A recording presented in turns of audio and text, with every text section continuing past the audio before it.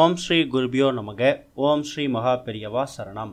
ஜனவரி 18 வியாழக்கிழமை ஒரு அற்புதமான ஒரு நாள். அதாவது வியாழக்கிழமையில் வரக்கூடிய அஷ்டமி, தை மாதத்தில் வரக்கூடிய வளர்பிறை அஷ்டமி. உங்ககிட்ட இருக்கக்கூடிய பொருட்கள் வளர்ந்துக்கிட்டே போகணும், செல்வ செழிப்பு வளர்ந்துக்கிட்டே இருக்கணும் அப்படின்னு நினைக்கிறவங்க இந்த நாளில் இந்த ஒரு இலையை தண்ணீரில் போட்டு வைங்க.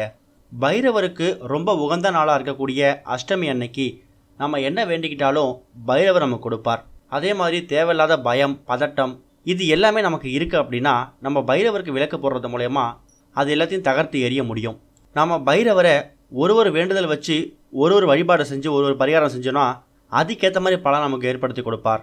உதாரணத்துக்கு குழந்தை பாக்கியம் இல்லாதவங்க 6 அஷ்டமி தினங்களில் சிவாலயங்களுக்கு போயிட்டு பைரவருக்கு செவ்வரளி மாலை சாற்றி அர்ச்சனை செஞ்சு வழிபடலாம். அது மூலயமா குழந்தை பாக்கியம் கிடைக்கும். இழந்து போன சொத்துக்கள், இழந்த பொருட்கள் திரும்ப வரணும் அப்படின்னா பைரவர் சன்னதியில் நெய் தீபம் ஏற்றி மனமுருகி பிரார்த்தனை பண்ணணும். முடிஞ்சால் அர்ச்சனையும் செய்யலாம்.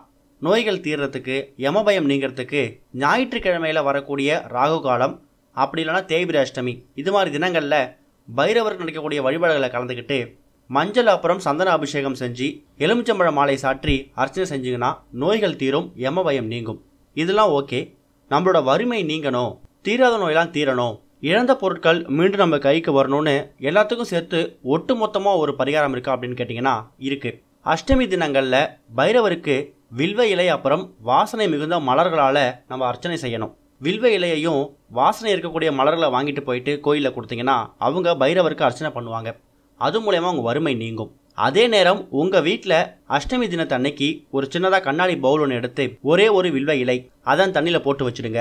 அந்த இலையை நீங்கள் பைரவருக்கு சமர்ப்பிக்கதா நினச்சி அந்த இலையை தண்ணீரில் போட்டு வச்சு மனசார வேண்டிக்கோங்க. ஒரு மாதமும் 2 அஷ்டமி வரும். 2 அஷ்டமி தினங்களுமே நீங்கள் இதை பண்ணலாம். கோயிலுக்கு போக முடியாதவங்க அன்னைய தினம் உங்கள் வீட்டில் பூஜை ரூமில் கண்ணாடி பவுலில் தண்ணி ஊற்றி அதில் ஒரே ஒரு வில்வ இலையை போட்டு வைங்க. அதுவும் பைரவருக்கு நம்ம வில்வத்தால் அர்ச்சனை செஞ்சதுக்கான சமம். ஓம் ஸ்ரீ குருபியோ நமக. ஓம் ஸ்ரீ மகா பெரியவா சரணம்.